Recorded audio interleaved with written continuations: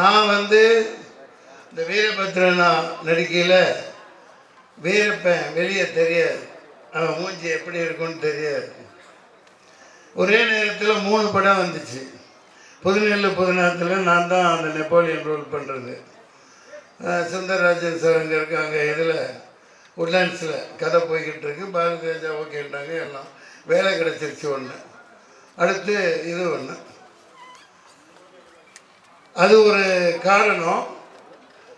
அந்த வீரப்பன் அப்போ வெளியே வரலை. வீரப்பனார் ஏகப்பட்ட சில சுவராசியமான தகவல்களை இந்த 35 வருஷம் கழிச்சு இந்த மேடையில் சொல்லலாம் இருக்கு. நான் கூப்பிட்டு போயிட்டாங்க. வில்லனா நடிக்கிறேன் அப்படின்ட்டு. நல்ல மலை, அடர்த்தியான மலை சென்னையில் வெள்ளம், அந்த அளவுக்கு தண்ணி. சாலக்குடி ட்ரெயினில் போகிறோம். ட்ரெயின்லேயும் இதுலேயும் மாறி மாறி அங்கே போனால் மேலே ஒரு 20 கிலோமீட்டருக்கு மேலே ராவுத்தர் பாதை போட்டு ப்ரொடக்ஷன் அது வெளியே போகாது. ஜீப் மட்டும்தான் போகும். காரை விட்டு இறக்கிட்டாங்க. ஜீப்பில் ஏறிட்டாங்க. போனால் ஒரு பெரிய மஞ்சள் பச்சை கலந்த நீட்டமான பாம்பு போய்கிட்டு இருக்கு. ஐயோ பாம்புங்கிறேன். டக்குன்னு பார்த்து சார் வாங்கி வந்துட்டாப்புல ஆக்சிடென்ட் டைரக்டர். ஐயோ ஹீரோயினி ஓடி போயிரியா, நீ சத்தம் போடாத, பேசாமல் வா. அந்த மாதிரி ரொம்ப ரிஸ்கான இடங்கள். அதுவும் இந்த ஒரு கதாநாயகி இப்போ போயிட்டாங்கன்னாங்க. இந்த ரம்யா கிருஷ்ணன் பாத்திரத்தில் நடிக்க இருந்தவங்க இப்போ மாதரசி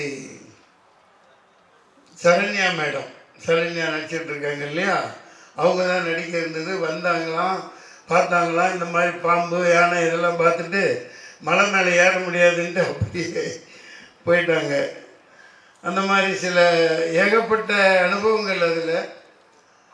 அப்புறம் அந்த நாட்கள் மறக்கவே முடியாது இன்னமும். அப்படி ஒரு மனோரம்யமான நாட்களாக இருந்தது. மறக்க முடியாத காலகட்டம். எப்படின்னா அது 60 குதிரைகள், 1000 ஜூனியர் ஆர்டிஸ்ட்டு, அங்கே லோக்கல் ஆளுகள்லாம் வச்சுக்கிட்டு பெரிய அளவுக்கு எடுத்துகிட்டு இருப்பாங்க. நான் காலையில் ஒரு நாள் எப்போவுமே நேரத்தில் எழுந்திரிச்சு நான் என்னை பிக்கப் பண்ண வந்த வண்டிக்கு முன்னாடியே காப்பி கொண்டு வந்த வண்டியில் ஏறி நான் முன்னாடி போயிட்டேன். அது விபத்துக்குள்ளாகி மோகன் ஒரு தொழில்நுட்ப கலைஞர் இருந்தார், மிகப்பெரிய. அப்போலாம் ரொம்ப ஃபீல் பண்ணி உடனே ராவுத்தர் இங்கேருந்து சொல்லிட்டாரு, கிளம்பி வாங்க எல்லாமே. இராணுவம் ஒரு போர் படை எப்படி திரும்பி வந்துடும், போருக்கு போன படைகள் திரும்பின மாதிரி எல்லாம் திரும்பி வந்துட்டாங்க. என்னடா இது வில்லைண்டாங்க, 4 நாளில் நம்மளை திருப்பி கூப்பிட்டாங்களே, எல்லாம் திரும்பி வந்துட்டோம். பயங்கரமான சோதனைகள். அதுக்கப்புறம் போகிறோம், மறுபடியும் எடுக்கிறோம். அப்புறம் இங்கே சுந்தரராஜன் சார் அவர் பயணித்த ஒரு வண்டி எல்லாம் அப்போ டீமாக இருந்தாங்க இவங்கெல்லாம். அது விபத்துக்குள்ளாகி வாகன ஓட்டுநர் இறக்குறாங்க. அப்புறம் ஏதோ பண்ணி மிகப்பெரிய போராட்டங்களுக்கு அப்புறம் மறுபடியும் போய் அங்கே எடுத்தாங்க. சாதாரணமாக கஷ்டப்படலை. டைரக்டர் எப்படின்னா அவர் பாம்பு மாதிரி தான். எங்கே போவார், எவ்வளோ தூரம் போவார், இப்போ போய்கிட்டே இருப்பார்.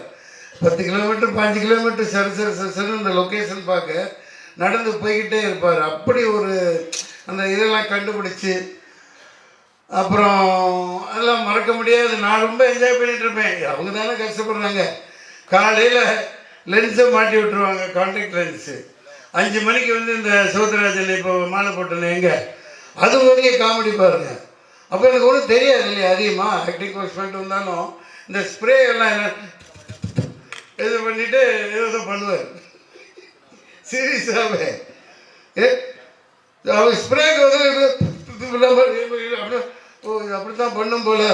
கேப்டன்லாம் நான் பிடிச்ச முடியெல்லாம் வெட்டி விடுவது, பெருசாக வச்சுட்டு சுற்றணும்னா நின்றுட அசிங்கமாக தெரியணுன்னே அப்படின்ட்டு.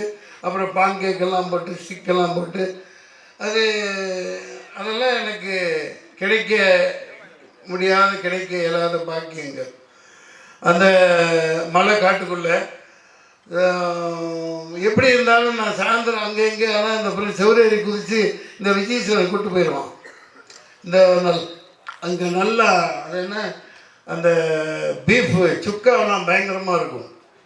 அப்புறம் அந்த கப்பா கிழங்கு அதெல்லாம் பயங்கரமாக இருக்கும். கேப்டன் அவன் காலையில் போயிட்டு இருக்குது அவனை விட்டுறாதீங்கன்னா நாங்கள் எங்கே இருக்க 11 மணிக்கு தான் திரும்பி வர்றது. விஜயீஸ்வரன் எங்கே நான் எங்கே போயிட்டு வர்றது? விஜயீஸ்வரன் கூடவே இருப்பார், பயங்கரமான மேக்கப்பாளர். அதெல்லாம் மறக்க முடியாத தருணங்கள். காலையில் சரத்குமார் போட்டிக்கு வந்துடுவார். அவர் பயங்கரமான மிஸ்டர் இந்தியாவில், மிஸ்டர் மெட்ராஸ்ன்னு நினைக்கிறேன். தண்டால் எடுக்க நீ நைட்டு போகலாம், இந்த மாதிரி நல்ல கிழங்குகளும் சாப்பிட்டோம்டான்னு தெரிஞ்சவொடனே காலையில் அங்கே போட்டி நடக்கும் எக்ஸைஸ் பண்ணையில். தண்டால் அவர் அனாயசமாக 100 எடுத்துருவார், என்னால் எடுக்க முடியாது. அந்த மாதிரிலாம் மறக்க முடியாத நினைவுகள். அதை விட பெரிய கொடுமை என்னென்னா, நம்ம துணை நடிகர்கள்லாம் பரவாயில்ல, அவர் டைரக்டர் காலையில் லென்ஸை போட்டு விட்டு என்னென்னமோ சீன் எடுத்துக்கிட்டு இருப்பார்.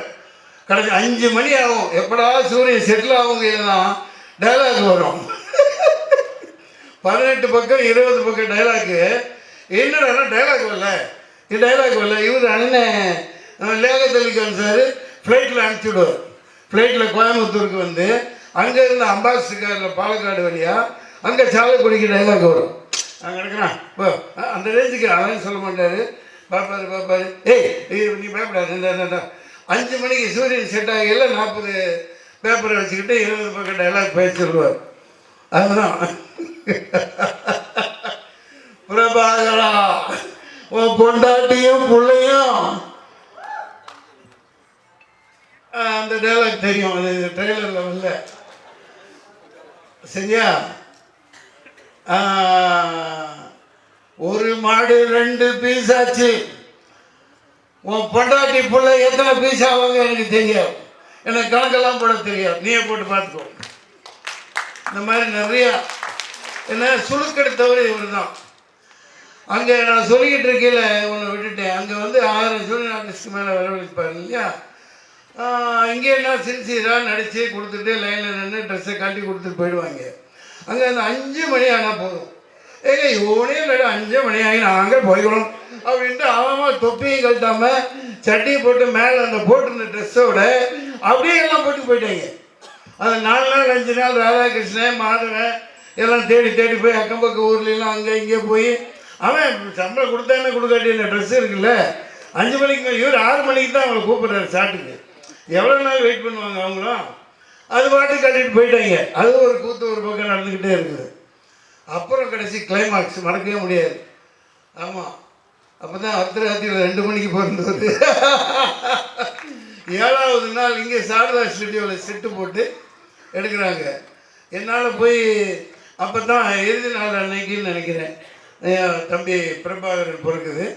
அது சரியாக சென்டிமெண்ட்டாக அங்கே படத்தில் ரம்யா கிருஷ்ணன் குழந்தை பிறக்கும், இங்கே தம்பி பிரபாகரன் பிறந்துச்சு, அப்படி காமிச்சிருப்பாங்க. அதெல்லாம் மறக்க முடியாது. அது 7 நாள் ஃபைட்டில் என்ன அவர் துவைச்சதோடு நான் அவரை துவைச்சி எடுத்துட்டேன்.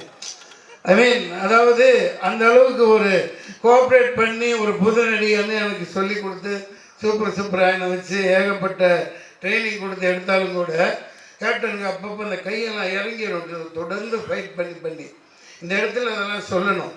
அது மற்ற நடிகர்கள்லாம் இப்போ தான் இந்த கேரவன் கலாச்சாரம் செல்ஃபோன், அப்போல்லாம் ஒன்றும் கிடையாது. ஏவிஎம்சி தியேட்டராக இருக்கட்டும், அதுக்கப்புறம் நடித்த படங்களாக இருக்கட்டும், செட்டை விட்டு வெளியவே போக மாட்டார் மனுஷன்.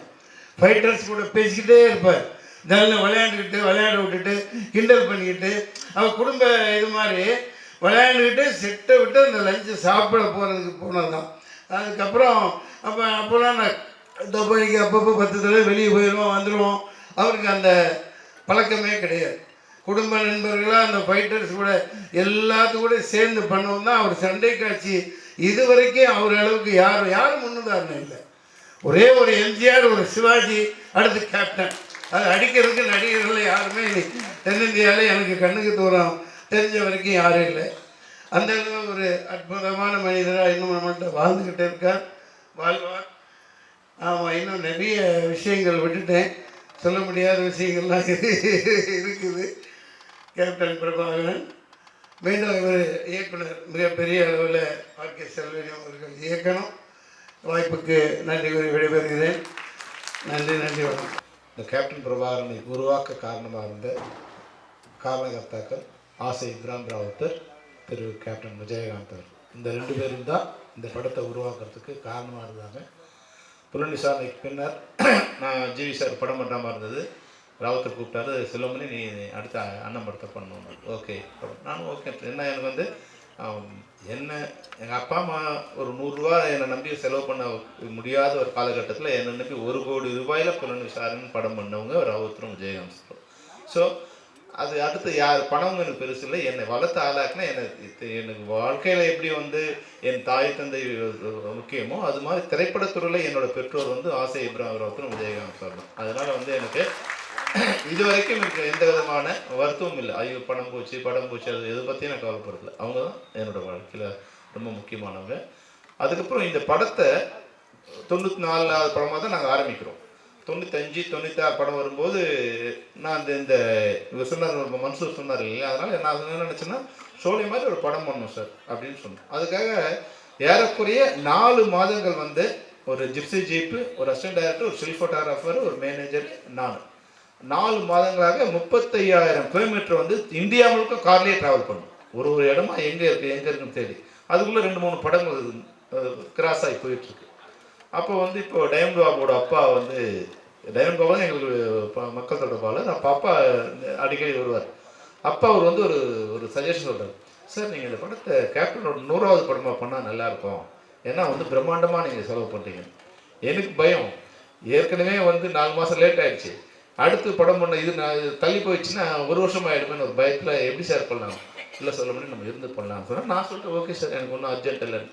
அப்போது இந்த 94வது படமாக ஆரம்பிக்கப்பட்ட புலன் விசாரணை கேப்டன் பிரபாகரன் 100வது படமாக மாறியது வந்து ஃபிலிம் நியூஸ் ஆனந்துங்கிற எங்களுடைய மூத்த சகோதரர்கள் தான். அந்த வாய்ப்பு எனக்கு கிடைச்சது. இப்போது விஜயகாந்த் சார் லைஃப்பில் எனக்கு வந்து ரொம்ப முக்கியமான ஒரு இடம் இருந்துகிட்டே இருக்கும். அவர் கல்யாணத்தப்போ புலன் விசாரணை ரிலீஸ், ஜனவரி 14th வந்து படம் ரிலீஸு, ஜனவரி 30th வந்து ஒரு கல்யாணம். அப்போ ரொம்ப முக்கியமான நாள். நான் ஒரு விழா கல்யாண விருந்துக்கு போகும்போது, கல்யாண ரிசப்ஷனுக்கு போகும்போது இது பயங்கரமான கூட்டம். மதுரையில் வந்து என்னால் நெருங்கவே முடியல. அப்போ என்னை யாருக்குமே தெரியாது இல்லையா. ஆனால் டக்குன்னு வந்து விஜயகாந்த் வந்து அந்த இடத்துலேருந்து ஒரு 4 அடி முன்னாடி வந்து என்னை உள்ளே எடுத்தார். எங்கள் டைரக்டர் போனார். அப்போ என் கையில் இருந்த அந்த கிஃப்ட், சின்ன கிஃப்ட் ஒன்று வாங்கி அது கீழே வந்துடுச்சு. Sir gift sir. வாப்பா நீ தான் என்னோட பெரிய கிஃப்ட்டுன்னார். என்னை கூப்பிட்டு பக்கத்தில் நிற்கிற வச்சுனாரு. இன்னைக்கு வந்து நான் தலை நிமிர்ந்து வந்து இந்த சந்தோஷமாக கொண்டாடுறேன்னா அதுக்கு நீ ஒரு முக்கிய காரணம்ப்பா. ஒருவேளை அந்த படம் சரியாக இல்லாமல் இருந்தால் எல்லாரும் வந்து வேறு மாதிரி பேசியிருப்பாங்க. இன்னைக்கு நான் சந்தோஷமாக இருக்கேன், அதை விட பெரிய சந்தோஷத்தை கிஃப்ட்டை நீ கொடுக்க முடியாதுன்னார். அந்த வகையில் புலன் விசாரணை ஒரு வாழ்க்கையில் முக்கியமான படம். அதுக்கப்புறம் வந்து கேப்டன் பிரபாகரன் படம். இன்றைக்கி நிறைய பேர் வந்து தமிழ் எழுத்துக்காக பேசுகிறவங்க நிறைய பேர் இருக்காங்க. ஆனால் முதலில் தமிழ் சினிமாவிலிருந்து குரல் கொடுத்த முதல் மனிதர் விஜயகாந்த். கேப்டன் விஜயகாந்த் அவர் தான் வந்து எந்த விதமான பிரதிபலனும் இல்லாமல் தமிழ் சினிமாவிலிருந்து குரல் கொடுத்த முதல் மனிதர். அதுக்காக உண்ணாவிரதமிருந்து போராட்டம் நடத்தி அந்த குரலை வந்து உலகமெங்கும் விழிக்க செய்தவர் வந்து விஜயகாந்த் சார். அப்போது இந்த படத்துக்கு என்ன டைட்டில் வைக்கலாம் அப்படின்னு பேசிட்டு இருக்கும்போது நிறைய அவர் பேசிட்டே இருந்தோம். அப்போ வந்து பிரபாகரன் வச்சா நல்லா இருக்குன்னு சொன்னோடனே அவர் உடனே சொல்லிட்டார், நல்லா இருக்கு, ஆனால் கொஞ்சம் இதுவாக இருக்குது செல்வமணி, வேறு ஏதாவது ஆட் பண்ணலாம். யோசிச்சு சார் தளபதி பிரபாகரன் அப்படின்னு சொன்னேன். அப்போ வந்து இப்போ முதல்வராக இருக்கிற இது வந்து அப்போ வந்து தளபதியாக அப்போ தான் பவர் பெற்றுட்டு வந்துட்டுருக்காரு. அப்போ இல்லை செல்வமணி, நம்ம அவங்களோட நெருக்கமாக இருக்கோம், இது அவர் பேரை நம்ம எடுத்துக்கிட்ட மாதிரி ஆகிடும் செல்வமணி, அதனால் கொஞ்சம். அப்புறம் அப்படியே பேசிட்டு வந்தோம். ஒரு நாள் நான் சொன்னேன், சார் கேப்டன் பிரபாகரன். இமீடியட்டாக ஓகே ஆயிடுச்சு. Captain Prabhakaran okay. அந்த புலன் விசாரணைக்காவது வந்து எங்களுக்கு ரொம்ப டவுட் இருந்துட்டு இந்த படம் ரிலீஸ் ஆகிற வரைக்கும் விஜயகாந்த் சார் சொன்னார், செல்வமணி இதெல்லாம் புரியுமா, தமிழில் யாருக்கு புரியும், புலன் விசாரணை என்னன்னு தெரியாதுன்னு. ஆனால் கேப்டன் பிரபாகரன் சொன்ன உடனே அன்னைக்கே வந்து அந்த படம் ஓகே ஆயிடுச்சு. அதுக்கப்புறம் இவ்வளோ பிரம்மாண்டமான படத்தை தயாரிக்கிறதுக்கு காரணமாக இருந்தவர் ராவத்தர் தான். என்ன செலவு பண்ணாலும் என்ன கேட்டாலும் அது அனுப்பிச்சிட்டே இருப்பாங்க. அதுபோல் இன்றைக்கி இவர் சொன்னார் பாருங்க, வந்து நம்ம சிவா சார் உண்மையாகவே ரத்தம் சிந்தி இந்த ட்ரெய்லரில் நீங்கள் பார்த்துருப்பீங்களே, ஒரு ஷார்ட் அப்படி தொங்கிட்டே வருவார், ஒரு கையில் கன்று ஒரு கையில், அந்த 20 அடி ஹைட்டில் இருக்குது. அது வரும்போது இதுவாக இருந்துச்சு, மேலே ரோப் இருந்துச்சு. 2 கையில் இருந்தால் கூட ஏதாவது கொஞ்சம் மேனேஜ் பண்ணலாம். ஒரு கையில் ரோப்பு ஒரு கையில் கன்று இருக்கும். வந்துட்டு போது அவர் ரோப் எடுத்து அப்படியே கீழே விழுந்தார். சார் அதுதான் கடவுள் புண்ணியம் சார். இங்கே வந்து ஒரு ராக்கு பக்கத்தில் வந்து ஒரு புதர் மேலே விழுந்தார். ராக் மேலே விழுந்தாருன்னா அவர் வேறு மாதிரி ஆகிடும். அவ்வளோ உடனே டக்குன்னு எல்லாமே ஷாக் ஆகிட்டோம். ஒன்று ஓடி வந்தாங்க. அவருக்கு வந்து கீழே புதர் மேலே விழுந்ததில் இந்த பேக் போன் கொஞ்சம் இதுவாகிடுச்சு, பேக்கில் கொஞ்சம் ரொம்ப வலி. எழுந்து நின்று மெதுவாக என் கை மேலே என் தோல் மேலே கை போட்டுட்டு சொன்னார், செல்வமணி வேறு ஷாட் ஏதோ எடுத்து அவங்க பயந்துருவாங்க, என்னால் நிற்க முடியல அப்படின்னு சொல்லிட்டு ஏதோ க்ளோஸ்அப் பண்ண இருந்தார். உடனே நான் வந்து ஒரு க்ளோஸ்அப் எடுத்துட்டு சார் அப்புறம் இவர்கிட்ட ஸ்டன் மாஸ்டர்கிட்ட, இல்லை சார் கொஞ்சம் எனக்கு வேறு ஒர்க் இருக்குது, நீங்கள் அப்புறம் எடுத்துக்கலாம் சார் விஜயகாந்த் சார். நான் கொஞ்சம் ஓவர் பவர் பண்ணுற மாதிரி ஒரு சின்ன ட்ராமா பண்ணி அமிச்சோம். ஏன்னா அவர் எதுக்கு சொன்னார்னா, இல்லை செல்வமணி எனக்கு அடிபட்டதுன்னு நினச்சேன், அப்புறம் ஸ்டன் மாஸ்டர் ஷாட் எடுக்க மாட்டாங்க, பயப்படுவாங்க, அப்போது வந்து நாளையிலேருந்தே வந்து வேறு மாதிரி எடுப்பாங்க, அதனால் அடிபட்டது வெளியே யாரும் சொல்லக்கூடாதுங்க. அப்போது எவ்வளோ ஒளி தனக்குள்ளே இருந்தால் கூட அதை யாருக்குமே வெளியே காமிச்சிக்காம அந்த அந்த ப்ராடக்ட்டும் நல்லா வரணுங்கிறதுக்காக மிக அதிகமாக பாடுபட்டவர். ஒரு ஷாட்டும் நான் இது மாதிரி சொல்லிகிட்டே இருக்கலாம், 1000 வருஷம் நமக்கு டைம் ஆகிடுச்சு. நான் வந்து அந்த படமே மொத்தமாக ஆக்ஷன் தான். அப்போ வந்து இது போல் வந்து ஒரு 150 அடி ஒரு கார்னல் ஒன்று கீழே போயிட்டுருக்கு, 60 அடி ஹைட்டில் போயிட்டுருக்கு. இந்த மரத்துலையும் அந்த மரத்துலையும் கயிறு கட்டிட்டு கீழே ஒரு கயிறு மேலே ஒரு கயிறு, ஒரு 6 அடி ஆளுக்கு வச்சுட்டு மேலே இப்படி கை பிடிச்சிட்டு வர மாதிரி ஒரு இது பண்ணி எல்லாம் டெவலப் பண்ணி, ஸ்டன் மாஸ்டர் வேறு வரல, கொஞ்சம் லேட் ஆகிடுச்சு. அதை நாங்களே பண்ணலாம், சரி இது சாதாரண சீன் தானேன்னு சொல்லிட்டு நாங்கள் ரெடி பண்ணிட்டோம். போகும்போது ஆள்லாம் ஏற்றி எல்லாம் ரெடி பண்ணிட்டு போனோம், எல்லாம் செக் பண்ணி வெரிஃபை பண்ணி போனோம், எல்லாம் கரெக்டாக இருந்தது. அப்புறம் போகும்போது நாங்கள் ஒரு ஆளை வச்சு போனோம். இப்போ 6 பேர் அந்த கமாண்டர்ஸ் போகும்போது அது சென்டருக்கு போகும்போது கயிறு தொங்க இருந்துச்சு. ஏன்னா இப்போ வந்து இன்னும் 6 ஒருத்தர் இருக்கும்போது கயிறு ஸ்ட்ராங்காக இருந்தது, 6 பேர் இருக்கும்போது கீழே நிற்கிற கயிறு வந்து கீழே இறங்கிடுச்சு. இறங்கினா மேலே இருக்கிற கயிறு அவங்களால பிடிக்க முடியல, ஈஸியாக பிடிக்க முடியல, அது தொங்க வேண்டியதாக இருக்குது. அப்போது சென்ட்ரல் நிற்கிறாங்க, இப்படி வந்தாலும் 75 அடி, அப்படி போனாலும் 75 அடி. சார் அவர் இறங்கி வந்து நிற்கும்போது இந்த கை ஒரு பிஞ்சு கையில் அப்படியே ரத்தம் அப்படியே ஊற்று சார். பரவாயில்ல செல்வனி, பரவாயில்ல பார்த்துக்கலாம் அப்படின்னு. இது மாதிரி அந்த படம் முழுக்க ரத்தம் சிந்தி அவர் ஒர்க் பண்ணார். அந்த உழைப்பு தான் இன்னைக்கு 35 வருஷம் கழிச்சா கூட இந்த படத்தை மாதிரி இன்னொரு படம் எடுக்க முடியாதுங்கிறது காரணம் அன்னைக்கு விஜயகாந்த் சார். அது மாதிரி மன்சூர், இதை வந்து நான் ஷோலே தான் வந்து என்னோட அடுத்து எடுக்கணும்னு வந்து என்னை அதிகமாக இன்ஃப்ளூயன்ஸ் படம் ஷோலே தான். ஷோலே மாதிரி ஒரு படம் எடுக்கணும்னு தான் நான் முடிவு பண்ணேன். அப்போது வந்து அம்ஜத் கான் மாதிரி அதை வந்து இது பண்ண முடியும். அப்போ யாரை போடலாம்னா யாரையாவது ஒருத்தர் போட்டோமா அது வந்து அவங்களோட இமேஜ் தான் இருக்கும். இப்போ ராதாரவி சிறப்பு இருக்காரு, அது மாதிரி அந்த இமேஜ் வந்துடும். அப்போ வந்து அது இருக்கக்கூடாது, அப்போ யாரை புதுசாக போடலாம் அப்படின்னு புதுசாக போடுறது முடிவு பண்ணிட்டோம். புதுசாக போன பிறகு அப்புறம் வந்து மன்சூர் அலிகான், இப்போ ரவிமரியா சொன்ன மாதிரி மன்சூர் அலிகான் ரொம்ப அழகாக இருப்பார், கொஞ்சம் ஃபெமைனன் வேறு இருக்கும். அவர் நடக்கும்போது ஒரு சின்ன ஒரு ஒரு டான்ஸராக இருந்ததால் ஒரு சின்ன ஒரு பெண்மை வேறு இருக்கும். அது மீசை வேறு அவருக்கு இருக்காது, மீசை கொஞ்சம் அங்கங்கே இருக்கும். அது முடி வேறு கொஞ்சம் லென்த்தாக வச்சுருப்பார். அது கொஞ்சம் சரியா இல்லையேன்னு சரி. அப்போ கரிகாலன் என்னோட இதில் ஃபில்ம் இன்ஸ்டியூட் படித்தார், அவர் ரொம்ப நல்லா பர்ஃபெக்டாக அப்படி வீரப்ப மாதிரி அந்த கெட்டப்லாம் போட்டு அழகாக இருந்தார். அப்புறம் இன்னொருத்தர் 3 பேருக்கு போட்டு சரி எடுத்துடலாம். முதல்ல நான் கரிகாலன் வச்சு தான் 2 நாள் ஷூட் பண்ணேன். கரிகாலன் வந்து அப்பீரன்ஸ் ரொம்ப நல்லா இருந்தது, பியூட்டிஃபுல்லாக இருந்தது. ஆனால் அவருக்கு வந்து அந்த கான்ஷியஸ் அந்த இது வரல. அப்புறம் இவருக்கு வந்து நம்ம மன்சூர் அலிகானுக்கு வந்து அந்த காஸ்டியூமை போட்டுட்டு கண்ணில் வந்து சொல்லிட்டு இருந்தாருன்னா சுத்த விட்டுட்டோம்னு எனக்கு மைண்டில் செட் ஆகலை. அதனால் வந்து அது பார்த்துனே இருக்கேன். இவங்க காஸ்டியூம்லாம் போட்டு விட்டுட்டு இவங்க போட்டு நடவடிக்கையெல்லாம் கவனிச்சுட்டே இருக்கேன். மன்சூர் வந்து ஒரு நாள் வந்து அந்த காதில் கடுக்கிற மாதிரின்னா இவருக்கு ஓட்டை இல்லை, அதனால் ஒட்ட வைக்கணும். இது வந்து நினச்சா மதியானத்துக்கு மேலே அந்த இது வந்து கீழே காஞ்சதால் கீழே விழுந்துருச்சு. அப்போ காஸ்டியூமர் கூப்பிட்டு அந்த இது கடுக்கனை எடுங்கிறார். அவன் வந்து ராஜேந்திரன் இப்போ வந்தார் இல்லையா, ராஜேந்திரன் மனைவி வந்தான். அவன் ராஜேந்திரன் அப்போ தான் விஜயகாந்த் சார் 100 படம் ஒர்க் பண்ண காஸ்டியூமர். அவன் வந்து விஜயகாந்த் சாருக்கே சரியாக இது பண்ண மாட்டான். இவர் எப்படி மதிப்பாங்க? நீ ஏற்றா அப்படின்னா பல்லாரும் ஒரு அரசு அறிவன். யார்கிட்ட பேசுறேன்? நான் வீரப்பகிட்ட பேசுறேன் சார். நான் தூரத்துல இருந்து பாக்குறேன், அவன் வீரப்பானே மாறிட்டான். இந்த சந்திரமுகியில வந்து எப்படி வந்து ரஜினி சார் சொல்லுவார்ல, அவன் வந்து சந்திரமுகியாவே மாறிட்டாங்கன்னு, அது மாதிரி இவன் அந்த கெட்டப்பு அது. அப்புறம் இவர் வந்து நான் வாட்ச் பண்ணிட்டே இருக்கேன், மன்சூர் போகிறது நடக்கிறதெல்லாம் அவனுக்குள்ள வீரப்பங்கிற ஆவி உள்ள பூந்துடுச்சு. அவன் மன்சூராகவே இல்லை. அப்போ இவர் தான் சரியான ஆளு. நம்ம இது இவருக்கு எதுவுமே தெரியாது, குதிரை ஓட்ட தெரியாது. எப்படி குதிரை அண்ணா ஓட்டுவாண்ணே, ஓகே. இப்போ இவர் ஒரு ஷாட் எடுக்கணும். இப்போ குதிரையை வந்து பின்னாடிக்கு வச்சுட்டு லோ ஆங்கிளில் அங்கே வந்து கேமரா வச்சுட்டு புஷ்லேருந்து குதிரையை அடித்தா மேலே வரணும், அந்த கேமரா மேலே ஜம்ப் பண்ணணும். சரி, எல்லாம் ரெடி பண்ணிட்டோம். குதிரை ஓட்ட திரும்ப மன்சூர் அண்ணே நல்லா ஓட்டுவேண்ணே, ஓகே. பியூட்டிஃபுல் குதிரை ஒன்று, அது நெப்போலியன் பேர். அதுதான் அவங்ககிட்ட இதில் நல்ல குதிரை. அவங்ககிட்ட கொடுத்துட்டு ரெடி ஸ்டார்ட் கேமரா. இது வந்து 72 ஃப்ரேம்ஸில் எடுக்கணும். கேமரா ஓடுது. Ready start camera action action action Mansoor வா வா வா அண்ணா குதிரை வரமாட்டேங்குது.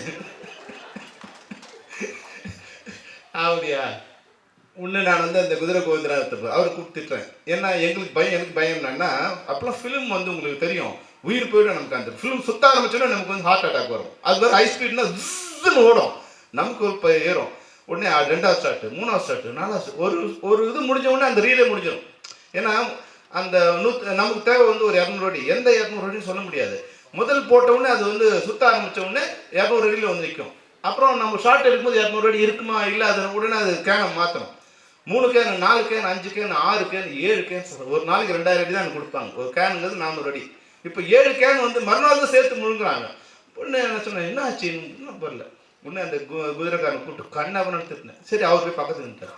இன்னும் கொஞ்சம் நேரம் கழிச்சு வந்து சொன்னார், சார் எனக்கு குதிரையே ஓட்ட தெரியாது. என்னன்னா இவன் இந்த குதிரை இப்படி நிற்குது இல்லையா, இந்த ரீத்தை இப்படி பிடிச்சிட்டான். அந்த ரீடு இருக்கு இல்லையா, அந்த ரீடை இழுத்து பிடிச்சிட்டான். அதை விட்டா தான் முன்னாடி போவோம்.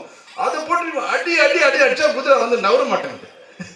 எனக்கு சொன்ன வந்தது கோவம். கொஞ்சம் லெஃப்ட் அண்ட் ரைட் வாங்கினேன். அப்படியே மூஞ்சிலாம் மனுஷருக்கு எனக்கும் வந்துருச்சு. ஏன்னா என்கிட்ட ஃபுட்டேஜ் இல்லை, ஃபிலிம் இல்லை. ஒன்று சரிண்ணே சரிண்ணே சரிண்ணே பண்ணுறேன் அப்படின்னு கொஞ்சம் இதாகிடுச்சா. சரி இப்போ தெரிஞ்சிச்சு, மனுஷருக்கு தெரிஞ்சிச்சு இந்த ரீடை விட்டா குதிரை ஓடுது. அடுத்த இப்போ நாங்கள் திட்டினதெல்லாம் இருக்குல்ல, வச்சு அடிச்சாரு பாரு குதிரையை. குதிரை அப்படி பிச்சுட்டு கிளம்புனா குதிரை வந்து நாங்கள் 3 அடியில் வர வச்சோம், குதிரை 5 அடியில் வருது. இவர் 9 அடியில் மேலே பாருங்க. அப்படி வந்து ரோலாகி வருது. அதாவது எப்படின்னா மன்சூருக்கு வந்து உயிர் இதை பற்றி எதுவுமே இல்லை. அது அந்த பண்ணணும், அது அவ்வளோதான். தெரியாதுன்னு மன்சூர் எதுவுமே சொல்ல மாட்டார்.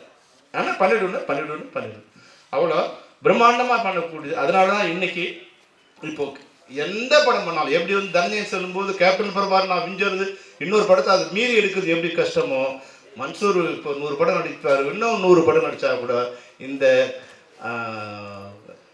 வீரபத்திரங்கிற கேரக்டரை தாண்டி இன்னொரு கேரக்டர் அவர் நடிக்கணுங்கிறது ரொம்ப கஷ்டம். அந்த அளவுக்கு உயிரை கொடுத்து அந்த படம் பண்ணோம். அது மாதிரி எல்லாருமே இப்போ சொன்னாங்களே சரண்யா மேடம் தான் வந்து ஃபஸ்ட்டு ரம்யா கிருஷ்ணன் கேரக்டர் வந்தாங்க. ரம்யா கிருஷ்ணன் அவங்க போலாம் சொல்லும்போது அவங்க இது மாதிரி சொன்னாங்கல்ல சார், அவங்க சென்டிமெண்ட்டாக எந்த படமும் இல்லை, தெலுங்கில் வந்து அவங்க போட்ட எல்லா படமும் ஃப்ளாப்பு, அதனால் வேண்டாம். அதனால் நாங்கள் சரி சரண்யா மேடம் ஓகேன்னு சொல்லி போயிட்டோம். அவங்க இந்த இதெல்லாம் பார்த்துட்டு அவங்க இந்த காஸ்டியூமுக்கும் எனக்கு அவங்க சின்ன கொஞ்சம் மிஸ் அண்டர்ஸ்டாண்டிங் வந்துடுச்சு. அவங்க ஃபுல் இதோடு போட்டு வந்தாங்க. நான் சொன்னேன் இல்லை இது இந்த லம்பாடி கேரக்டர், அதனால் கொஞ்சம் நீ வரைக்கும் தான் இருக்கணும்னா அவங்க அதில் வந்து அப்புறம் அதுவும் இல்லாமல் அந்த ட்ராவல்லாம் அவங்க புத்துக்கல. அப்போ இது ஆப்ரேஷன் இருக்குது அப்படின்னு ஒரு நாள் போயிட்டு வரேன்னு போனவங்க தான் அப்புறம் வரல. அதனால் சரி யாரோ ஒருத்தர் எங்களுக்கு வந்து என்னென்னா 90 நாள் ஷெட்யூல், 90 நாள் எங்கள் கூட இருக்கிற ஒரு பெண்ணு வேணும். அது ஆர்டிஸ்டாக இருந்தாலும் பரவாயில்ல, நியூ ஃபேஸாக இருந்தாலும் பரவாயில்ல, சென்டிமெண்ட்டாக இருந்தால் ஓடின ஹீரோயினோ ஓடாத ஹீரோயினோ யாரோ ஒருத்தர் வேணும் அப்படின்னா அவங்க கூப்பிட்டு வந்தாங்க. அப்போ தான் ரம்யா கிருஷ்ணன் வந்தாங்க. ரம்யா கிருஷ்ணன் வந்தது இந்த படத்துக்கு எவ்வளோ பெரிய ப்ளஸ்ன்னு நீங்கள் பார்த்தீங்கன்னா 35 வருஷம் கழிச்சு கூட அந்த பாட்டு வந்து வரும்போது மக்கள்கிட்ட மிகப்பெரிய ஒரு வெற்றியும் ஆதரவும் இருக்கும்போது உண்மை. அது கூட வந்து என்னென்னா நான் அசிஸ்டன்ட் டைரக்டராக இருக்கும்போது அவங்க வந்து ஒரு ஹீரோயின். நான் முதல்ல கிளாப் படித்தது ரம்யா கிருஷ்ணன் தான். ஃபஸ்ட்டு புது வசந்தன் ஒரு படத்துக்கு அவங்க ஹீரோயின்னு நாங்கள் கிளாப் பண்ணுறோம். அது அப்போது நான் டைரக்டராகி என் படத்தை நடிக்க வந்து அந்த படம் விடும்போது என்னோட இன்னைக்கு யாராவது சரி இதில் நடித்தவங்களாம் யார் இருக்காங்க சார் இல்லாத போது யாராவது ஒரு செலிபிரிட்டி இருந்தால் நல்லா இருக்குன்னு சலசார் கூப்பிட்டேன். அவர் வரனார். இவங்களை வந்து கூப்பிடலாமா வேணாமான்னு அப்புறம் எனக்கு கொஞ்சம் டச் விட்டு போச்சு. ஒய்ஃப் கிட்ட சொன்னேன், இல்லை நான் சொல்கிறேன் சொல்லி என் ஒய்ஃப் தான் வந்து ரம்யா பேசணுன்னா இல்லை நான் நிச்சயமாக வரேன் சார், கொஞ்சம் லேட்டாக வர வேறு ஏதோ ப்ரோக்ராம் இருக்குது லேட்டாக வரேன். அந்த வகையில் இன்றைக்கி வந்து 35 வருஷம் கழிச்சாலும் நடித்த அந்த ஒரு நன்றியை மறவாமல் இன்றைக்கி வந்து கலந்துக்கிட்ட அவங்களுக்கும் இந்த நேரத்தில் நன்றி சொல்ல விரும்புகிறேன். அது மாதிரி சரத் சார் அவருக்கு வந்து இந்த அடிபட்டு அவர் பெட்டில் இருக்கார், அவரால் நடிக்கவே முடியாது. அப்போ பார்த்தீங்கன்னா தெரியும் இந்த படங்களில் வந்து நிறைய சீன்ஸ் கழுத்தில் ஸ்காலர் போன் போட்டு தான் நடித்தார். பரவாயில்ல நான் வந்து நடித்தேன். கேப்டன் சொன்னார் இல்லை சொல்ல சரத் எப்போ வருவாரோ அப்போ தான் படம். ஏன்னா அவர் 4 நாள் நடிச்சிட்டார். அப்போ சரத் 4 நாள் தான் நடிச்சிருக்காரு, மாற்றிடலாமா அப்படின்னு மற்றவங்க சொல்லும்போது விஜயகாந்த் சொன்னார் ஒரு நடிகை இப்போ தான் 2வது படம் நடிக்கிறாரு, அவர் பாதியில் எடுத்துகிட்டு அவர் லைஃப் இதுவாக போயிடும், நம்ம வந்து ஒரு 2 மாதம் ஷெட்யூல் தள்ளி வச்சு விளையாடும். அதனால தான் இந்த படம் 100வது படம் மாறதுக்கு இதெல்லாம் ஒரு காரணம். அப்போ வந்து என்னைக்கு சரத்குமார் வராரோ அன்னைக்கு நம்ம எடுத்துக்கலாம் அப்படின்னு சரத்குமார் வரும்போது அந்த காலர்லாம் போட்டு நடித்தார். அந்த அவருக்கு ஒரு பாசிட்டிவ் கேரக்டராக தான், சின்ன கேரக்டர் தான் இருந்தாலும் அவர் அதை பண்ணார். அந்த வகையில் அவருக்கும் எல்லாருமே இது ஒர்க் பண்ண முதல்ல ரமேஷ்குமார் தான் என்னோடய கேமராமேன். அவருக்கு ஒரு ஒரு ஒன் வீக்கில் வந்து சின்ன சின்ன செட் ஆகலை.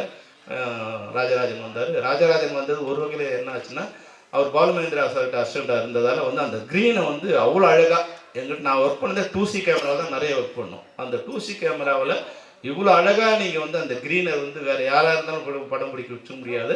கடவுள் புண்ணியத்தில் அதுவாக மாறினது ராஜராஜ சார் வந்தது. அது மாதிரி ஆர்டர் ஜேகே அந்த மலையிலலாம் வந்து நாங்கள் ஒர்க் பண்ணது சொல்லிகிட்டே இருக்கலாம், நிறைய நேரம் இல்லை. அதனால் வந்து இது போய் சொல்ல வேறு ஏதாவது நான் இன்டர்வியூ மாதிரி உங்களுக்கு கொடுக்குறேன். நிறைய விஷயங்கள் இருக்குது உங்களோட இந்த படத்தை பற்றி ஷேர் பண்ணுறதுக்கு, விஜயகாந்த் சார் பற்றி ஷேர் பண்ணுறதுக்கு, அதில் நடித்த ஒரு ஆர்டிஸ்ட்டை பற்றி ஷேர் பண்ணுறதுக்கு நிறைய விஷயங்கள் இருக்குது.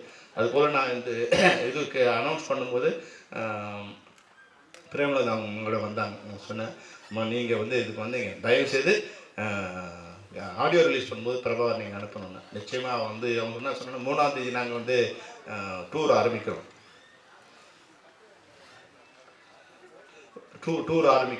அப்போ டூர் ஆரம்பிக்கிறதால வந்து இப்போ எலெக்ஷன் இருந்ததால் நம்ம மக்களை தேடி இது பண்ணுறோம். அதனால் எங்கே இருக்கணும்னு தெரியாது எங்களுக்கு. நாங்கள் நீங்கள் எங்கே இருந்தாலும் விஜய் பிரபாகரனை எங்களுக்கு அனுப்பணுமான்னு சொன்னேன். நிச்சயமாக அனுப்புகிறோன்னு சொன்னாங்க. அந்த வகையில் வந்து பிரபாகரன் வந்து இன்றைக்கி நீ வந்திருக்க ரொம்ப சந்தோஷம். நீ வந்ததுங்கிறது வந்து அப்பா வந்த மாதிரி என்னை பொறுத்த வரைக்கும். ஏன்னா நான் வந்து விஜய் பிரபாகரனை ஒரு குழந்தையாக இது பண்ணி கையில் தூக்கி சின்ன குழந்தையாக இப்போது விஜயகாந்த் சாரோட பெருமை என்னென்னா, சாதாரண குழந்தைகளாக தான் ரோட்டில் இருந்தாங்க. ஏதோ பெரிய ஹீரோவோட நான் விஜய் பிரபாகரன் பிறந்தது ஒரு ஹீரோவோட 100வது படத்துக்கு அப்புறம். இன்றைக்கி ஒரு ஹீரோ 100 படம் நடிச்சிருந்தா அவங்க வாழ்க்கை தரம் எப்படி இருக்குன்னு நீங்கள் பார்த்துங்க. ஆனால் அன்னைக்கு வந்து வெறும் கண்ணம்மல் தெருவில் வந்து பிரபாகரனும் சண்முக பாண்டியனும் ஒரு கிரிக்கெட் பேட்டை வச்சுட்டு ரோட்டில் வந்து ஸ்டம்பை வச்சுட்டு விளையாடிட்டு இருப்பாங்க. அந்த மாதிரி சின்ன சாதாரண நடுத்தர வர்க்கத்தில் இருக்கிற மக்கள் வாழ்ந்த மாதிரி தான் இன்றைக்கி வாழ்ந்து. அதனால தான் இன்றைக்கி வந்து எந்த சோதனை வந்தாலும் நீங்கள் வந்து அதை தாங்கி நிற்கிறதுக்கு அப்பா அவங்க கொடுத்த அந்த ட்ரைனிங் தான் உனக்கு வந்து இது இருந்தாலும் நீ உன்னோட உயரம் இன்னும் நிறைய இருக்குது. நீ எந்த கவலையும் பட வேண்டியதில்லை. ஏன்னா அப்பா சந்திக்காத அவமானமோ தோல்வியோ கிடையாது. இதையெல்லாம் தாண்டி தான் அப்பா ஜெயிச்சார். ஆனால் நீ வந்து உண்மையாகவே எனக்கு ஒரு வகையில் என்ன சந்தோஷம்னா, நீ வெற்றி கோட்டை பக்கத்தில் வந்து நின்றுட்ட. ஒரு 4000-5000 ஓட்டுங்கிறது வந்து சாதாரண விஷயம் கிடையாது. நீ வந்து எங்கேயோ விருதுநகரில் போய் நின்று வந்து லட்சக்கணக்கான ஓட்டு நீ வாங்க முடியும்னா நிச்சயமாக அது சாதாரண விஷயம் கிடையாது. அது வந்து உன்னோட வெற்றி கூட வந்து தடுக்கப்பட்ட வெற்றி, மறுக்கப்பட்ட வெற்றியை தவிர அது வந்து நியாயமான தோல்வி கிடையாது. அது வந்து அதனால் வந்து உன்னை வந்து நிச்சயமாக இந்த வெற்றி வந்து சேரும். அதுக்கு வந்து நாங்கள் ஏதாவது ஒரு கட்சியெல்லாம் தாண்டி நாங்கள் கூட அப்பாவுக்கு வந்து இது நிற்கும் போது நாங்கள் எல்லோரும் போனோம். என்ன நாங்கள் கட்சிலாம் இல்லை, விஜயகாந்த் சார் நிற்கிறாரு, நாங்கள் அவங்களுக்கு பிரச்சாரம் பண்ணுவோம். நாங்கள் வந்து எங்களோட அனுபவத்தை சொல்லுவோம். நீங்கள் வந்து விஜயகாந்த் ஒரு நல்ல மனிதர், அவரோட நல்ல குணத்தை நாங்கள் சொல்லுவோம், வேற பற்றி நாங்கள் சொல்ல போதுன்னு சொன்னோம். அது மாதிரி எங்களால் வந்து உங்களுடைய இதுக்கு வந்து ஒரு சின்ன ஒரு அணில் மாதிரி இருக்குன்னா நாங்கள் ஏதாவது ஒரு நன்றி கடன் பண்ணணும் அப்பாவுக்கு. நான் ஏறக்குறைய மற்றவங்களாம் வந்து நான் 100 படம் நடந்த பிறகு இப்போ ஹீரோஸ் என்ன நினைக்கிறாங்க பாருங்கள். ஹீரோஸு இப்போ உலக அழகி வேணும், உலகத்தின் மிகச்சிறந்த கேமராமேன் வேணும், ஃபாரின்லேருந்து மேக்கப் மேன் வேணும், பெரிய பட்ஜெட்டில் கதை சொல்லும்போதே 100 கோடி கதை இருக்கான்னு கேட்கணும். இதையெல்லாம் விஜயகாந்த் சார் சொல்லும்போது அவரை நம்பி வருவார். கதை ஏதோ உதவி பண்ணணும்னு நினச்சாருன்னா அதை கூட கேட்க மாட்டார். சரி ஓகே 10 நாள் வேணுமா ஏதோ பண்ணிக்க. அது மாதிரி மிகச்சிறந்த மனிதர், எதை பற்றியுமே கவலைப்படையாத, மனிதர்களுக்கு நல்லது பண்ணுங்கிற ஒரே ஒரு நோக்கத்தோடு வாழ்ந்த உன்னதமான தலைவர் வந்து உங்கள் அப்பா. நான் வந்து பெருமைக்காக சொல்லலை. ஏன்னா இப்போ அவரை பற்றி பாராட்டி எங்களுக்கு ஆகப்பதில்லை. அவர் இருக்கும்போது சொன்னால் கூட பரவாயில்ல, இல்லாதப்போ சொல்கிறோம்னா அந்த கில்ட்டி எங்களுக்கு இருந்துகிட்டே இருக்குது. இப்போ யாரோ சொன்னாங்க இல்லையா, அவர் வாழும்போது அவரை பற்றி இவ்வளோ யாருக்கும் தெரியல, சும்மா மீம்ஸ் போட்டு கிண்டல் பண்ணிக்கிட்டு. விஜயகாந்த் சாருக்கு ஒரே விஷயம் என்னன்னா, நடிக்க தெரியாது, சினிமாவில் நடிக்க தெரியும், அரசியலில் நடிக்க தெரியாது. அவர் என்னவா இருந்தாரோ அதையே பொழுது பண்ணும்போது அது மற்றவங்களுக்கு கிண்டலாக இருந்தது. மற்றவங்களாம் வந்து ஒளிவு மறைவாக கொஞ்சம் உள் வாழ்க்கை ஒன்று, வெளி வாழ்க்கை ஒன்றுன்னு. விஜயகாந்த் சாருக்கு வந்து அகமும் ஒன்று தான், புறமும் ஒன்று தான். உள்ளே என்ன நினைக்கிறாரோ அதுதான் வெளியே என்ன நினைக்கிறது உள்ள. பல நேரங்கள் வந்து கோவப்படுவார். கோவப்பட்ட அடுத்த வினாடி வந்து சாரி 100 தடவை கேட்பார். தம்பி சொல்லுங்க ஏதாவது பிரச்சனையா? இல்லை சார் ஓகே. அது மாதிரி அவ்வளோ அந்த நல்ல குணம். உண்மையிலே கடவுள்னு ஒரு இருக்காங்கன்னா அது உன்னோட வெற்றியில் தான் அது உண்மையாகும். நீ வெற்றி பெறும்போது தான் கடவுளுங்கிற ஒருத்தர் இருக்கார். தாயின் மாதாம புண்ணியம் வந்து மக்களை சேரும்னா அந்த புண்ணியம் வந்து உங்களுக்கு நூற்றுக்கணக்கான ஜென்மத்துக்கு சேர வேண்டிய புண்ணியம் உங்கள்கிட்ட இருக்குது. அந்த புண்ணியம் வந்து உங்களை வாழ வைக்கும். இந்த இதுக்கு வந்தது நிச்சயமாக இந்த படம் ரிலீஸ் ஆகும்போது மறுபடியும் வந்து விஜயகாந்த் சாருங்கிற வந்து நான் இந்த என்னால் வந்து கிடையாது, அவரோட இதுவை வந்து அவர் போய் இன்னைக்கு தமிழ்நாடு முழுக்க இல்லை வந்து எனக்கு கார்த்திக் வந்து சொன்னார். உண்மையிலே இந்த நேரத்தை கார்த்திக் நான் ரொம்ப நன்றி சொல்ல கடப்பட்டேன். கார்த்திக் அவங்க நண்பருக்கும் முதல்ல என்கிட்ட படம் காமிச்சாங்க. எனக்கு வந்து நான் சொன்னேன், இல்லை சார் எனக்கு இன்ட்ரெஸ்ட் இல்லைன்னு சொன்னேன். ஏன்னா வந்து அது எங்கேயும் பிரிண்ட் கிடைக்கல. அது இப்போ தமிழ் சினிமாவில் நெகட்டிவ் இல்லை, பிரிண்ட் இல்லை, அப்போ தேடி கண்டுபிடிச்சி கஷ்டமாக இருக்குன்னு சொன்னாங்க. அப்படின்னா வேண்டாம் சார்னு சொல்லிட்டேன். ஆனால் 2 மாதம் கழிச்சு 6 பிரிண்ட்டு. அன்றைக்கி நாங்கள் போடும்போது ஒரு பிரிண்ட் 50,000 தான். அப்போ பழைய பிரிண்ட்டு 10,000 தான் கொடுப்பான். இன்றைக்கி ஒரு பிரிண்டோட வேலை 5 லட்சம். ஏன்னா அது பிரிண்ட்டே இல்லை எங்கேயும்.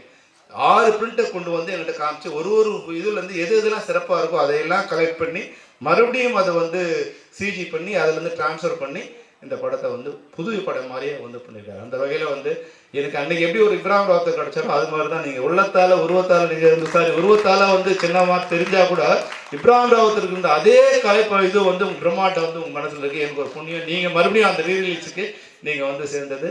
அபு நீங்கள் வந்து மிக உண்மையாகவே ஒரு நல்ல ஆளை தேர்ந்தெடுத்து நீங்கள் இது பண்ணியிருக்கீங்க.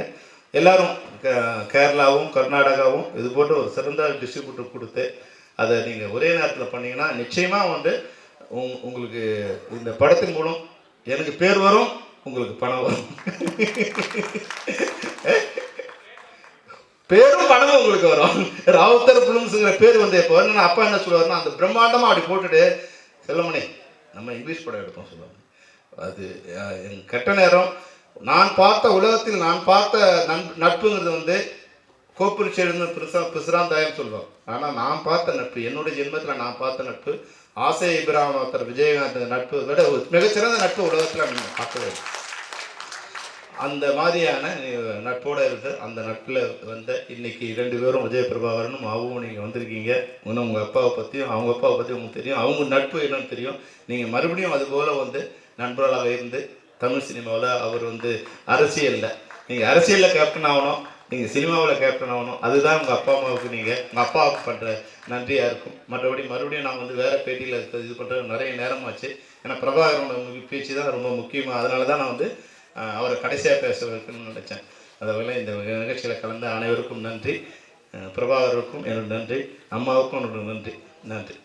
கேப்டன் பிரபாகர் இந்த படம் பார்த்தீங்கன்னா உண்மையிலே ஒரு தமிழ் சினிமாவில் எவர் கிரீன் படம். இன்றைக்கும் ஒரு அசைக்க முடியாத ஒரு டைட்டில். இந்த இந்த இந்த இந்த க்ரூ இருக்காங்கன்னா அது மிகை ஆகாது. அன்றைக்கி கேப்டனும் சரி, பப்பானா லைக் ராவுத்தர் சார் வந்து நான் சின்ன வயசுலேருந்து பப்பா அப்படின்னு கூப்பிடுவேன். அது ஏன்னு எனக்கும் தெரியாது, அது பப்பான்னு தான் அவருக்கு நான் கூப்பிடுவேன். அது பாப்பான்றது வந்து சின்ன வயசில் பப்பாவாக மாறிடுச்சு எனக்கு தெரியல, அதனால் அது அப்பான்னு தான் அவரை நான் கூப்பிடுவேன். ஸோ கேப்டனும்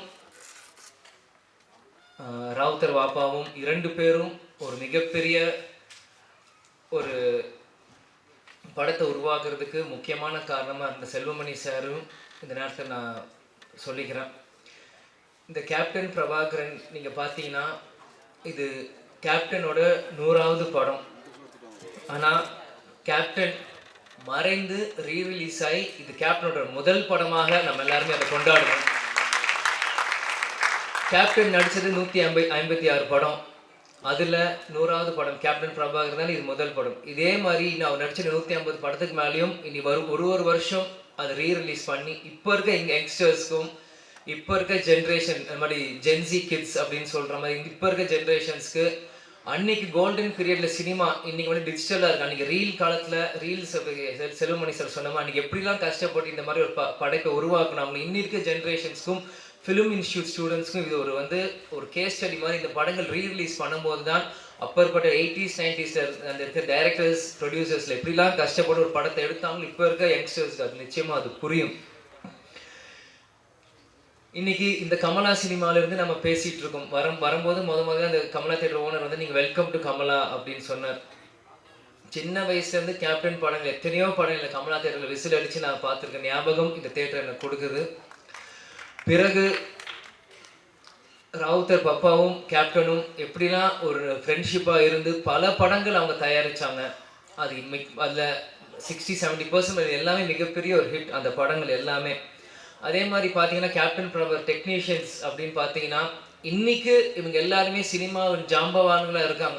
நம்ம எல்லாருமே ஒரு டைம் ட்ராவல் பண்ணி ஒரு 34 இயர்ஸ் முன்னாடி போவோம். இன்னைக்கு எப்படி அவங்களாம் அன்றைக்கி இருந்திருப்பாங்களோ எனக்கு அதே அதே உத்வேகத்தோடு தான் ஒவ்வொருத்தங்க பேசும்போது அவங்க நான் கண்லேயும் அவங்க இதில் நான் பார்த்தேன்.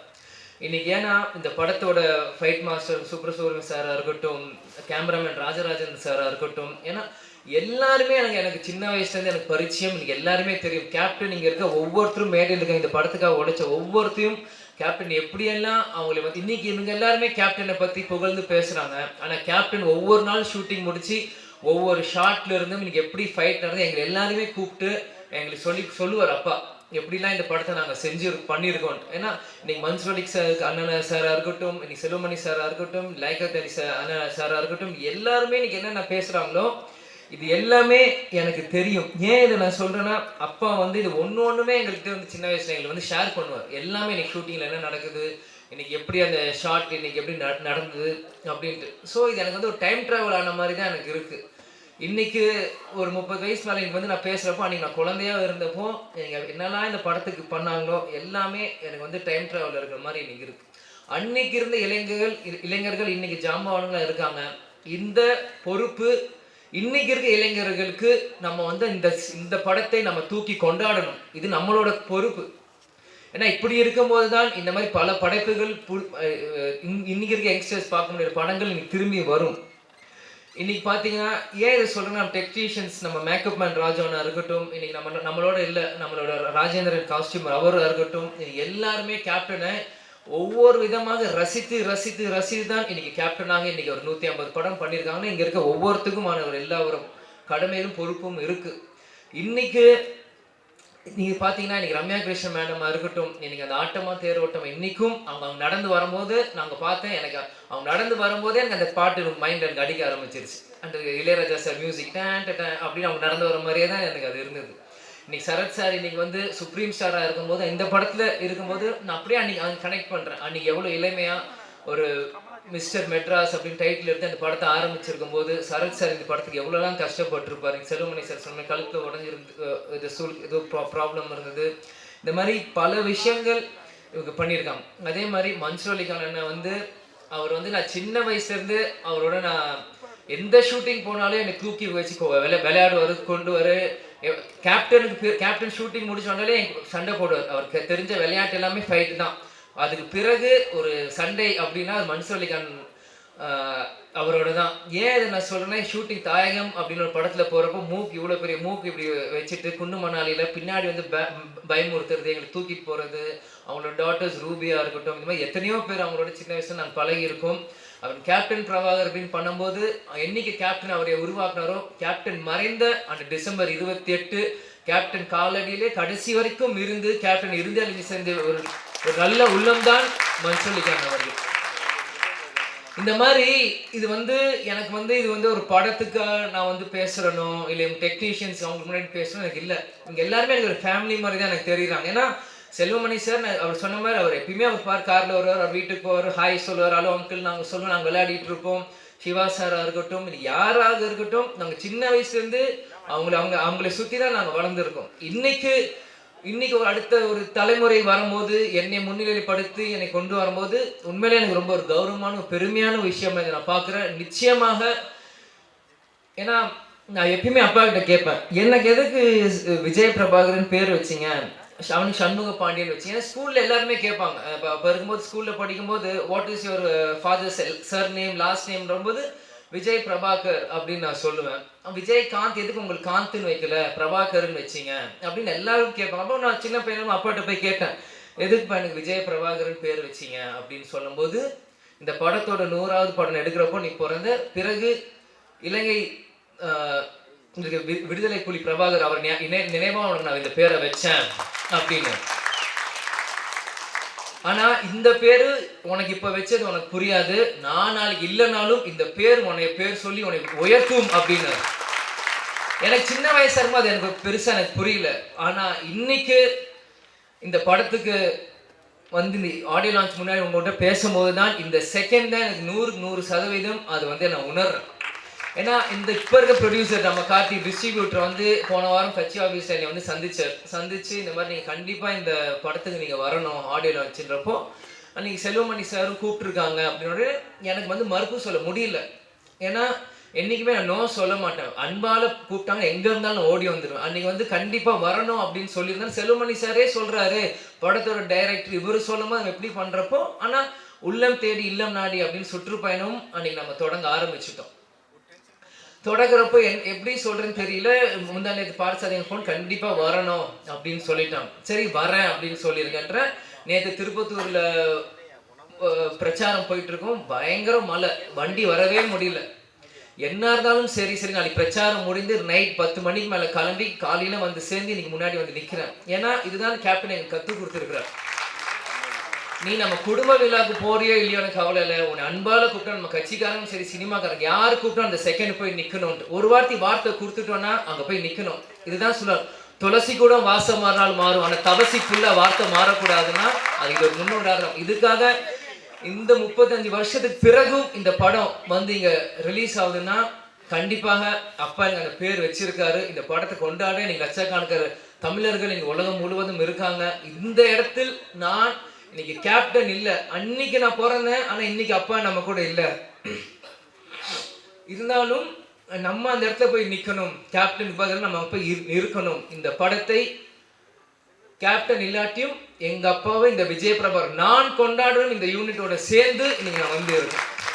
அம்மா கூட சொன்னாங்க, எது ஷம்மு தான் சென்னையில் இருக்கா போட்டேன். இல்லை நான் போகிறேன், நான் வரேன்னு சொல்லிட்டு நான் போகிறேன். எவ்வளோ தூரமாக இருந்தாலும் சரி நான் வரேன். முடிச்சுட்டு நாளைக்கு காலை திரும்பியும் வந்து சுற்றுப்பயணம் நான் கலந்துக்கிறேன். ஆனால் இன்னைக்கு மற்ற எந்த படம்னா கூட நான் யோசிச்சிருப்பேன். ஆனால் இந்த டைட்டில், இந்த கேப்டன் பிரபாருக்கு இந்த விஜய் பிரபார் கண்டிப்பாக வரணும். அப்பா இல்லாத நேரத்தில் இந்த விஜய் பிரபார் கண்டிப்பாக இங்கே இருக்கணும் அப்படின்னு சொல்லி வந்து இந்த விழாவில் நான் பங்கேற்றதுக்கு எனக்கு உண்மையிலே ரொம்ப சந்தோஷமாகவும் பெருமையாகவும் இருக்கு. நான் வாழ்ந்த இந்த வாழ்க்கைக்கு முதல் பலன் நான் அடைஞ்சிட்டேன் அப்படின்னு தான் நான் நினைக்கிறேன். ஏன்னா சின்ன வயசுலேருந்து எல்லாருமே என்னை வந்து பிரபாகரன் போது நீ அந்த படத்தப்போ பிறந்த அப்பாங்க இல்லை நான் எமோஷன் ஆகக்கூடாதுன்னு தான் இருக்கேன்.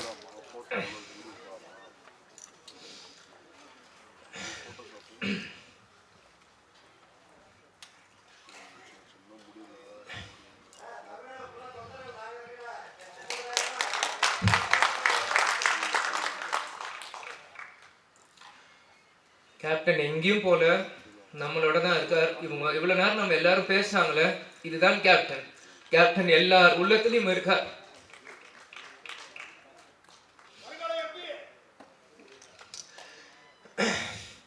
அதெல்லாம் எனக்கு முக்கியம் இல்லை. கடைசி வரைக்கும் நம்ம விஜயகாந்த் பையன்றதே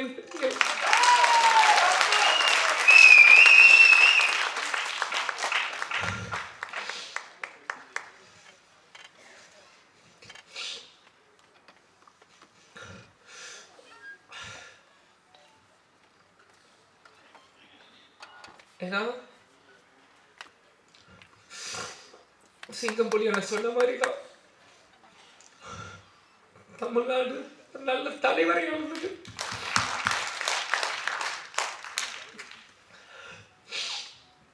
சாரி, ஏன்னா நான் அப்பா இறந்து 1 வருஷம் ஆயிடுச்சு, இன்னும் அழுதுட்டு இருக்காங்க. நிறைய பேர் கிண்டல் பண்றான். இந்த உயிர் கடைசி செகண்ட் உலகத்தில் அப்பாவை நினைச்சுட்டே நான் இருப்பேன். எங்க அப்பாவை நினைச்சு தினந்தோறும் நான் அழுவேன். அது எந்த அசிங்கமும் இல்லை, எந்த கோலத்தனமும் இல்லை. ஏன்னா நான் தோல்வியை நினைச்ச அழுகலை, என்னை சூழ்ச்சியில் தோக்கடிக்கணும்னு அழுகலை. எங்க அப்பாவை நினைச்சு எங்க அப்பாவை மிஸ் பண்றேன், நான் அழுவேன். அதுக்கு எந்த இதுவும் இல்லை. நிச்சயம் கேப்டனோட பிளெஸிங் இந்த படத்துக்கு இருக்கும். அங்கே இருக்க ஒவ்வொரு ஃபோட்டோவும் என்னோட ஸ்கூல் புக்கில் நான் படிக்கும்போது எங்கள் அப்பாவோட ஃபோட்டோ ஒவ்வொருத்தையும் எங்களோட ஒரு நோட்லையும் எங்கள் அப்பாவோட ஸ்டிக்கர், இந்த படங்கள் நான் வரும்போது இது எல்லாமே நான் பார்த்தேன். கேப்டன் அந்த ட்ரெயின் ஃபைட்டில் அந்த குதிரையில் வந்து அந்த ரெட் கோட்டில் போட்டு சண்டை போடுறதா இருக்கட்டும், குதிரையில் வரதா இருக்கட்டும், ஒன்றும் என்னோட எல்லா 150 படங்கள் நீங்கள் இன்னைக்கு கூட நீங்கள் எந்த படம் ஒரு செகண்ட் இந்த ஒரு சின்ன சீன் காமிச்சிங்கன்னா கூட இது கேப்டனோட எந்த படம் நான் சொல்ல முடியும். ஏன்னா சின்ன வயசுலேருந்து எங்கள் அப்பாவை ரசித்து ரசித்து ரசித்து ரசித்து எனக்குள்ளே ஏற்றிக்கிட்டு இந்த இடத்துல நாங்கள் நிற்கிறோன்னா கேப்டன் எங்கேயும் இல்லை, நம்ம கூட தான் இருக்கார். கேப்டன் ஒரு மிக சிறந்த தலைவர். அவரோட கொள்கைகளையும் லட்சியத்தையும் வெல்வதற்காக தான் இந்த விஜய பிரபாரிக்கு நான் நிற்கிறேன். எனக்காக இங்கே இல்லை. நிச்சயம் இந்த படம் 100 நாட்கள் மேலே ஓடணும். அதுக்கு அந்த சப்போர்ட் மீடியா பர்சன்ஸும் சரி, தொண்டர்களும் சரி, ரசிகர்களும் சரி, இப்போ இருக்க ஜென்ரேஷன்ஸ் எல்லாருமே இந்த சப்போர்ட் நீங்கள் பண்ணணும்னு நான் கேட்டுக்கிறேன். அதனால் எல்லாருக்கும் நன்றி. சாரி, நான் அழுதுட்டு கூட சொன்னேன், அழுது மன்னிச்சுக்கோங்க. அதே மாதிரி இவ்வளோ நேரம் மீடியா பர்சன்ஸ் இருந்தீங்க, 11 ஆச்சு. உங்களுக்கும் இந்த நேரத்தில் நன்றியை நான் தெரிவித்துக் கொள்கிறேன். குரூக்கும் நன்றி. நன்றி, வணக்கம், தேங்க்யூ.